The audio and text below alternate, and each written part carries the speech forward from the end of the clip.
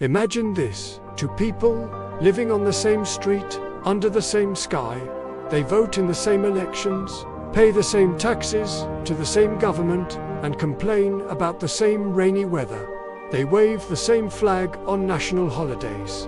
From the outside, you'd think they're neighbors in every sense of the word. But if you look closer, you'll find they live in two completely different countries. One sees a history of triumph and liberation. The other remembers a story of loss and occupation. One honors heroes, the other calls enemies. They pray to different gods, or maybe to the same God, but with entirely different prayers on their lips. Their children learn different versions of the past in schools just a few blocks apart. It's a strange paradox, isn't it? How can one single street contain two separate worlds?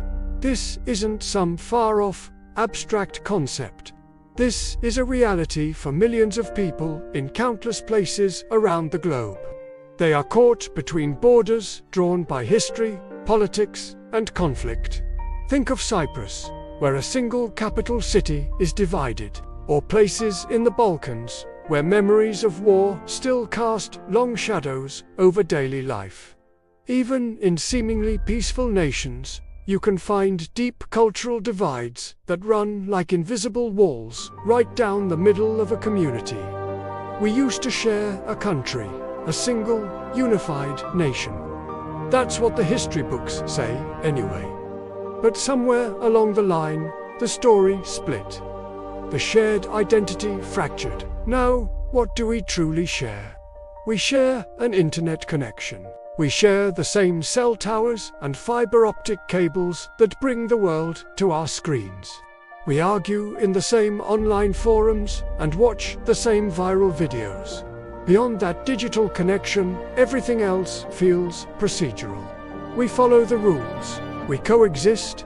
We navigate the day-to-day. We go through the motions of being citizens of the same state, but the sense of belonging, of a shared soul, feels distant. It's like we're performing a play, reading from a script we didn't write, living on a stage that feels both familiar and foreign. This is the quiet, complex reality of a divided identity. It's a story written not in headlines, but in the small, everyday interactions on a single street. It's a story about memory, identity, and the challenge of finding common ground when your worlds are poles apart.